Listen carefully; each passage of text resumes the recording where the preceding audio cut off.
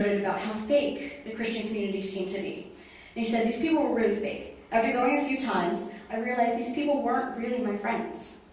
Their role in the church was to greet new people coming in, and after a while, you have nothing in common with them. All right, so for someone like Joe, there was no community there.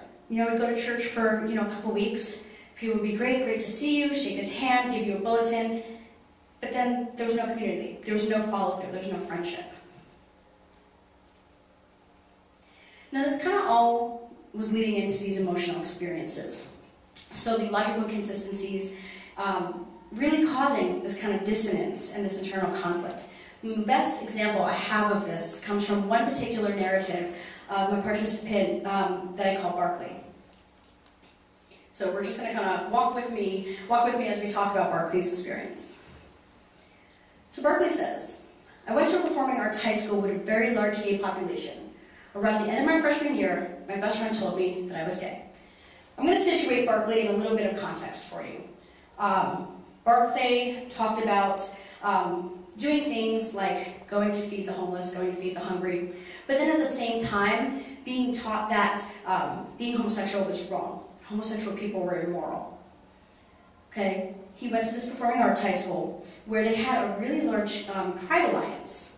And his plan, he just couldn't believe that the school would promote this immorality. And so his plan was to actually go in, become president of the Pride Alliance, and shut the entire thing down.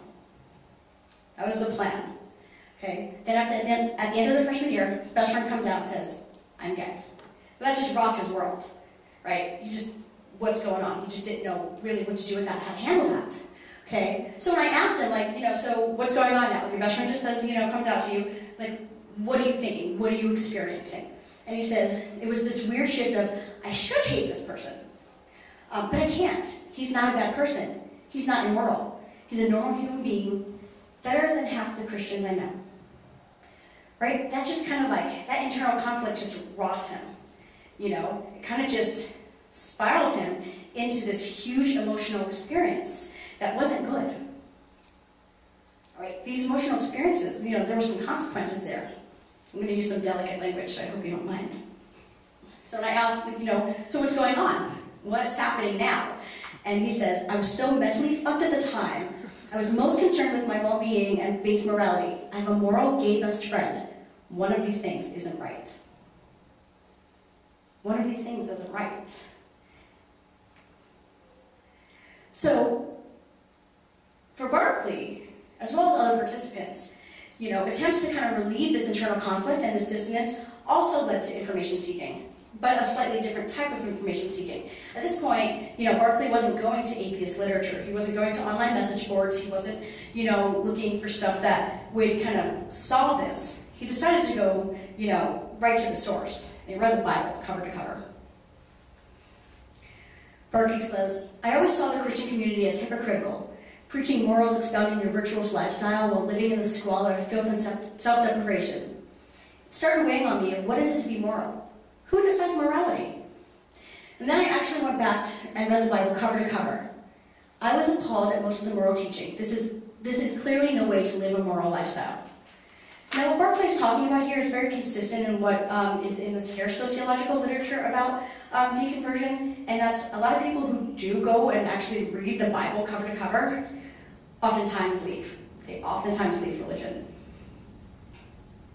Okay, there were emotional consequences to the paradigmatic doubt and to trying to reconcile this internal conflict.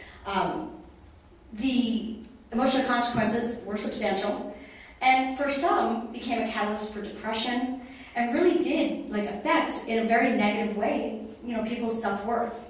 This wasn't good.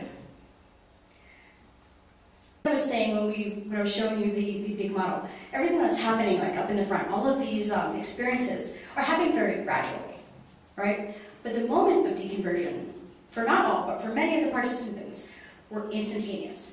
1 minute I was, and the next minute I'm not. So Elizabeth says, one day I was a Christian, the next day I was not. And what's interesting is in Elizabeth's narrative, she actually knew her day of deconversion. She had her date. It was her birthday. February 1st, 2006. That was the day of deconversion. Okay? Barclay says, It was pretty much, if God exists, he's an asshole, and I want nothing to do with him. Fair enough.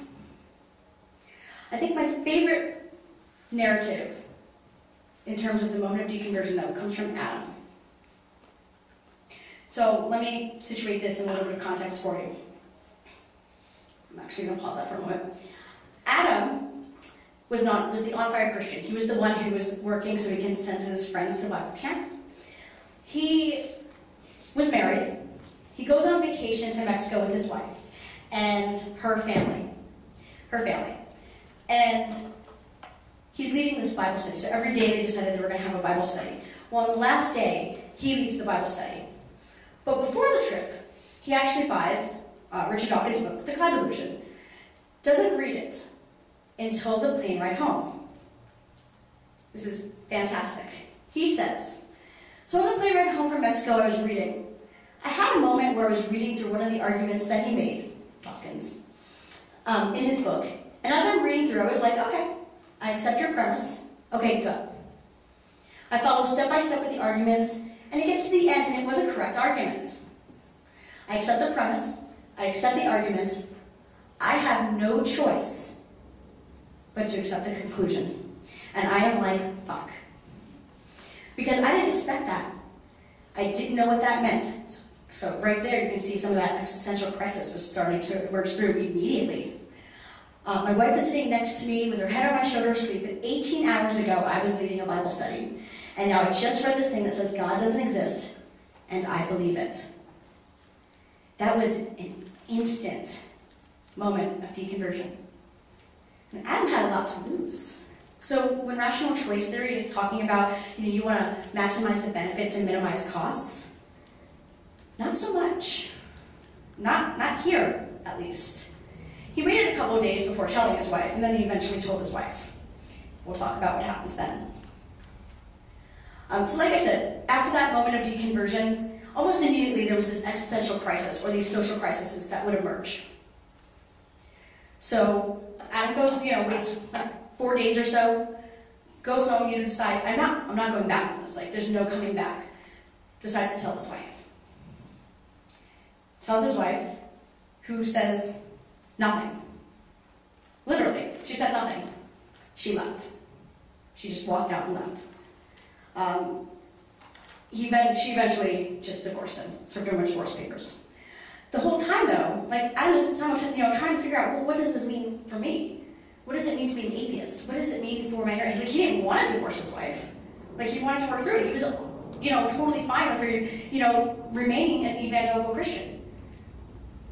But she just decided to leave. Social crisis, right there.